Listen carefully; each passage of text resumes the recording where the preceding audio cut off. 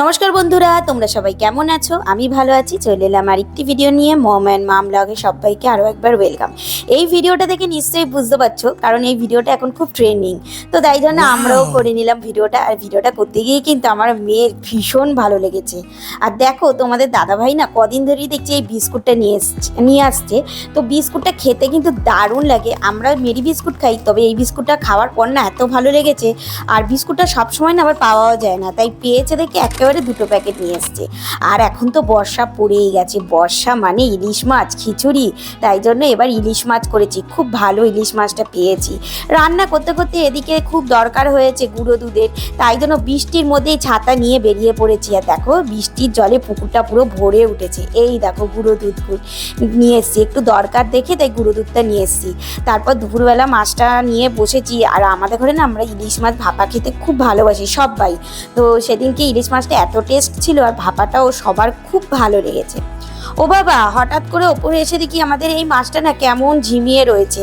আমি তো প্রথমে ভাবলাম যে মাছটা হয়তো মারা যাবে, কারণ এরকমভাবে এর আগে অনেক মাছ মারা গেছে, তাই জন্য আমি একটু ভয় পেয়ে গেছিলাম, যেহেতু এই মাছটা অনেক পুরনো, এখনও বেঁচে আছে। তো তারপরে দেখলাম তোমাদের দাদাভাইকে, তাই জন্য একবার ডাকলাম যে একবার আসো, মাছটা কি মারা যাবে নাকি। কিন্তু তোমাদের দাদাভাই এসে না অ্যাকোরিয়ামটার সামনে হাতটা দিয়ে যেই নাকি একটু মানে ঠোক্কর মেরেছে, অমনি মাছটা না কি বলবো এত স্পিডে ছোটাছুটি আরম্ভ করলো, মানে আমি না সত্যি বলতে ভীষণ ভয় পেয়ে গেছিলাম। মাছটা মানে তোমাদের দাদাভাই বলছে মাছটা মনে হয় ঘুমাচ্ছিল। সকালবেলাও মামুনি এসে দেখে গেছে, তখনও আমাকে বলেছে যে মাছটা মমিতা মনে হয় মারা যাবে। তাই জন্য আমি একবার সময় যখন পেয়েছি ওপরে এসে দেখলাম। তো প্রথমে আমি সেটাই ভেবেছিলাম মারা যাবে, কিন্তু দেখেছো মাছটা এখন কিরম চনমন চনমন করছে, কি জানি কি হয়েছিল। তো মেয়ে প্রায় 2 দিন বাদে স্কুল যাচ্ছে, যেহেতু বর্ষা নেমেছে আর বৃষ্টি হচ্ছিল টানা 2 দিন। আজকেও যদিও বৃষ্টি হচ্ছে, তবে একটু বৃষ্টিটা কমাতে আজকে মেয়েকে পাঠিয়েছি। আর মেয়ের যেহেতু স্কুলটা দূরে, তো আর বাইকে যায়, পুল কার্ডটা দিইনি।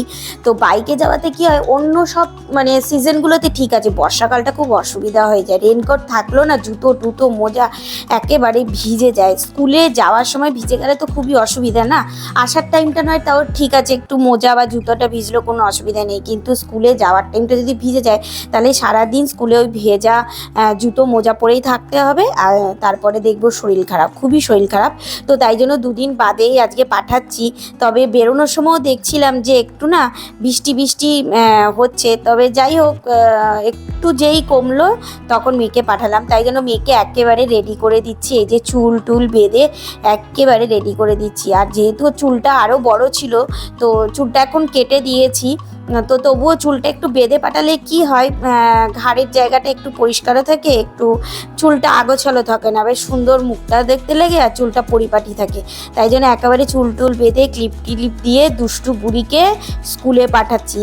আর ও যতক্ষণ স্কুলে থাকে না ওই টাইমটা খুব মিস করি, মানে যতক্ষণ না আসে ওর মানে অপেক্ষায় থাকি কখন আসবে, কারণ এলেই তো আবার ওর দুষ্টু বুড়ি দুষ্টু কাণ্ড কারখানা চালু হয়ে যাবে। তো একেবারে দেখো রেডি হয়ে গেছে। আর আজকে করব গিমার বড়া। তোমরা কারা কারা গিমার শাকের বড়া খাও বলো তো? আমাদের বাড়িতে খুব খাওয়া হয়। আর তারপরে দেখেছো তো, ওই দেখো জানলাটা খুলে দিয়েছি, লনের জানলাটা যেহেতু অনেক বড় আর এত হাওয়া আসছে। আর সবার বাড়িতে যাওয়া হয় বর্ষাকালে জামা কাপড় এভাবে দড়ি দিয়ে মেলে দিয়েছি, আর দেখলাম জানলাটা খোলাতে খুব হাওয়া আসছে, আর এতে ঘরের ভেতর হাওয়াটাও ঢুকবে। 2 দিন ধরে জানলাটা বন্ধ ছিল বৃষ্টির জন্য। তো চলো, ভিডিওটা আজকে এখানেই শেষ করছি। তোমাদের কেমন লাগলো কমেন্ট করে জানিও। দেখা হচ্ছে নেক্সট ভিডিওতে। আজকের মতো টাটা।